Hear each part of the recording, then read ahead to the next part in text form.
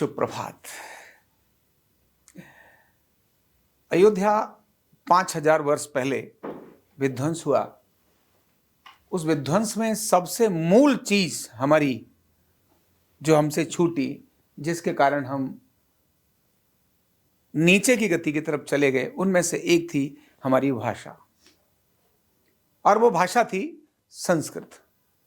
यानी 500 वर्ष पहले इस पूरे भारत की नहीं, पूरे भारत की जो आम बोलचाल की भाषा थी वो संस्कृत ही थी।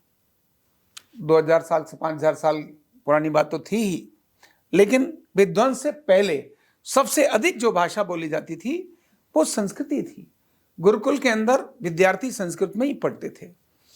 और संस्कृत कैसी भाषा, अगर मैं आज बोलना बताऊंगा आपको तो आपको लगेगा अच्छा ऐसा था क्या।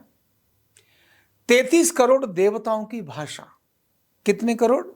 33 करोड़ देवताओं की भाषा क्या थी और क्यों थी संस्कृत? तो आखिर 33 करोड़ देवता संस्कृत में बात क्यों करते थे?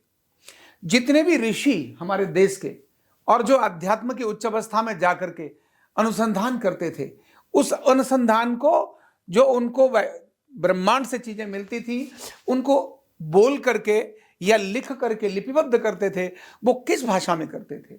वो केवल संस्कृत में ही करी जाती थी। कोई और भाषा नहीं थी, हिंदी नहीं थी, संस्कृत में ही किया जाता था। आधारभूत भाषा सारे देश की, सारे ज्ञान और विज्ञान की, यह संस्कृति ही थी। जितने भी हमारे ग्रंथ हैं, जिनमें से हम अपरुषीय ग्रंथ बोलते हैं, जिनको हम वेद कहते हैं, वो केवल किस में है और आखिर संस्कृत में ही क्यों लिखे? चारों वेदों को किसी और भाषाओं में तो लिखा जा सकता था, संस्कृत में क्यों लिखे गए? भगवान वाल्मीकि ने रामायण लिखी, हिंदी में नहीं लिखी, किस में लिखी? क्यों लिखी? संस्कृत में। भगवान श्री कृष्ण दुनिया का सबसे बड़ा कर्म का उपदेश देते हैं, ज्ञान का उपदेश देते हैं, और वो किस भाषा में देते हैं? तो अर्जुन संस्कृत जानते थे। हम आज जरूर, क्योंकि हम आज हिंदी जानते हैं और हिंदी समझ पाते हैं, इसीलिए उस संस्कृत भाषा की सारी चीजें कन्वर्ट करके हमको हिंदी में नाटकों के माध्यम से दिखाई जाती है। जो हमने रामायण पूरी देखी, भगवान श्री राम संस्कृति बोलते थे, भगवान श्री कृष्ण संस्कृति बोलते थे, तभी तो उनके मुंह से फटाफट संस्कृत निकल रही थी। हिंदी नहीं बोलते थे, संस्कृत ही भाषा बोलते थे। और इतना ही नहीं, यानी महाभारत, गीता, रामायण, वेद, पुराण, ये सभी जितने भी हैं संस्कृत में ही हैं। अभी और हम आगे आगे बात करें तो जितनी माताओं के जो श्लोक हैं, जो माताओं की हम साधना करते हैं, दुर्गा सप्तशती करते हैं या किसी भी प्रकार के पाठ और जाप करते हैं, वो किस में है?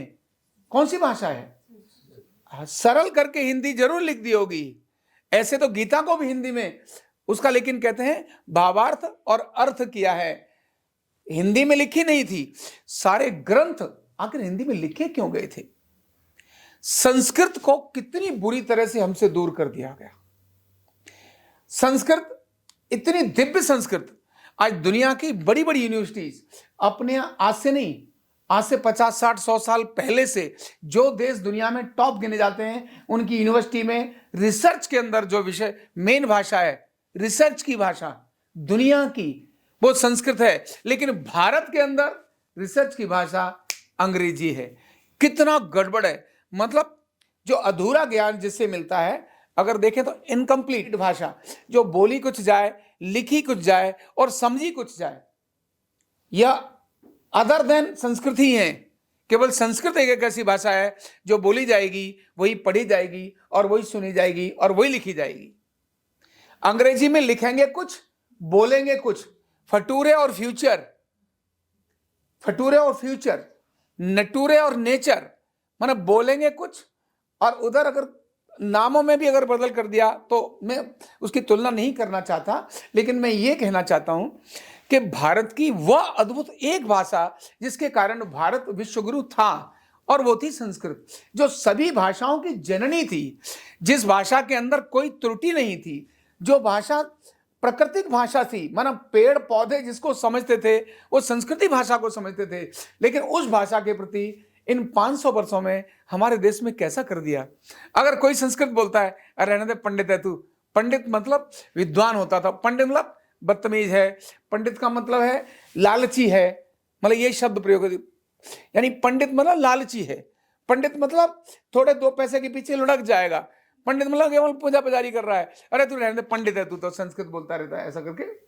और मुझे पता है जब मैंने भी विद्यालय के अंदर मेरी भाषा संस्कृत चुनने के लिए कहा, तो मैंने कहा मुझे संस्कृत लेनी है, अंग्रेजी भाषा हो सकती थी, मेरे को दिक्कत नहीं थी, लेकिन मैंने कहा नहीं मुझे संस्कृत चाहिए। क्यों? घर में संस्कृत का माहौल था, इसीलिए मुझे संस्कृत चाहिए थी। तो मेरे और 3 दोस्त भी संस्कृत में इसीलिए आ रहे थे क्योंकि टीचर ने उनको इस योग्य नहीं समझा था कि उसको इंग्लिश दी जाए। मतलब वहां से इंग्लिश जाने के लिए सिलेक्शन होता था, तुम नहीं जाओगे इंग्लिश में, तुम नहीं जाओगे। इंग्लिश मतलब ऐसी भाषा, बड़ा दिव्य भाषा, तो इंग्लिश में जाने वाला बंदा कहता है अरे मैंने इंग्लिश ली है, और संस्कृत बेचारा गया गुजरात संस्कृत, और फिर सहतौते तमतौतान पढ़ाने का तरीका इतना बेकार, जिसको याद करने से पहले ही बच्चा भाग जाए, बाबा मुझे संस्कृत नहीं चाहिए। यानी संस्कृत के प्रति कितनी ग्लानि भर दी, और शब्द प्रयोग किए। संस्कृत यानी गडरियों की भाषा है। किन की भाषा है? गडरिया भेड़, गडरिया क्या करते हैं? भेड़ बकरी चराते हैं। बोले ये संस्कृत जो है ना, ये गडरियों की भाषा है, और वेद क्या है? गडरियों के गीत हैं, इनमें कुछ नहीं है। वेद कुछ समझ आता है? तेरे को समझ आया? डंडे डंडे खिंचे, नीचे नीचे बिंदी है।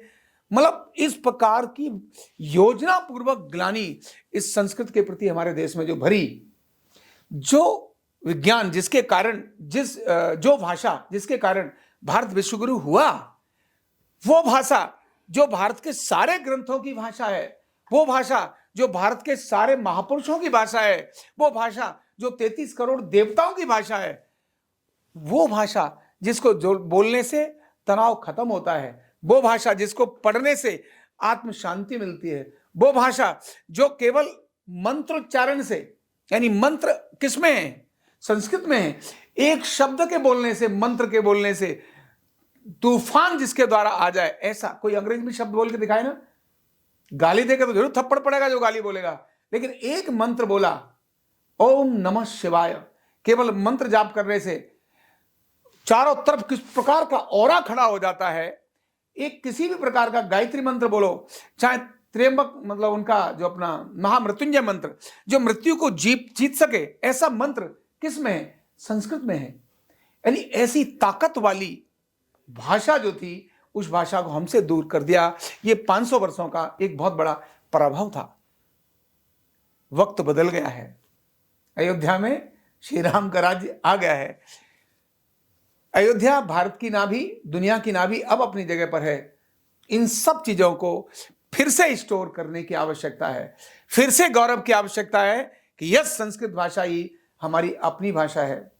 संस्कृत भाषा ही, उसी के अंदर हम संवाद करेंगे, संस्कृत भाषा में ही हम अनुसंधान करेंगे, संस्कृत भाषा में ही हम कंप्यूटर की पढ़ाई करेंगे, संस्कृत भाषा में ही हम अंतरिक्ष की पढ़ाई करेंगे।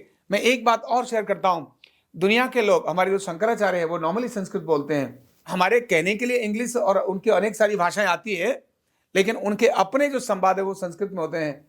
और जो अपने शंकराचार्य है, उनमें से जो पुरी के शंकराचार्य है, वो गणित के अंदर बहुत बड़े तज्ञ व्यक्ति हैं, महान गणितज्ञ हैं। वो स्पेस में, यानी कहां पर जो सैटेलाइट छोड़कर अभी जो चंद्रमा पर पीछे ग्रह उतारा था, लैंडर विक्रम से पहले जो एक फेल हो गया था, जो उतारा था, उतारते समय उनके साथ जो मुझे जानकारी में आया कि उन्होंने कुछ बातें बोली, लेकिन कहीं कम्युनिकेशन में गैप रह गया।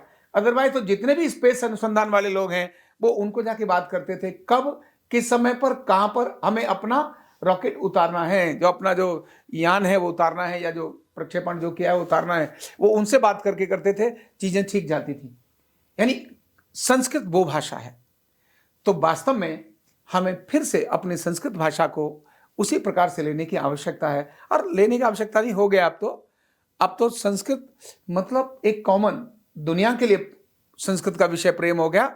अंग्रेजी के प्रति जो फितूर था, अब वो धीरे धीरे खत्म हो रहा है भारत का। संस्कृत के अंदर फिर से चीजें डेवलप होना शुरू हो गई, अनुसंधान का आधार फिर से संस्कृत हो गया, होना ही चाहिए। 500 वर्षों के अंदर जो हमने चीज खोई थी, वो भाषा हमें फिर से अपने भारत की, हिंदी नहीं, कौन सी भाषा? संस्कृत भाषा ही हमारी मातृभाषा बननी है, वही बननी है, क्योंकि सारी भाषाएं संस्कृत से ही निकली हुई, हिंदी से नहीं निकली हुई। कन्नड़ है, तमिल है, तेलुगु है, मलयालम है, आप इधर चले जाओ, बंगला है, सारी भाषाएं संस्कृत से निकली हुई है।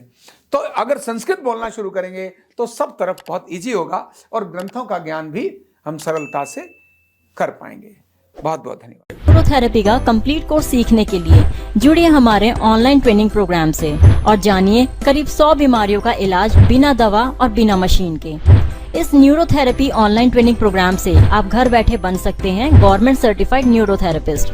रजिस्ट्रेशन के लिए नीचे दिए गए नंबर पर अभी कॉल करें और हाँ, हमारे वीडियो को लाइक करना, शेयर करना और चैनल को सब्सक्राइब करना बिल्कुल भी ना भूलें। धन्यवाद।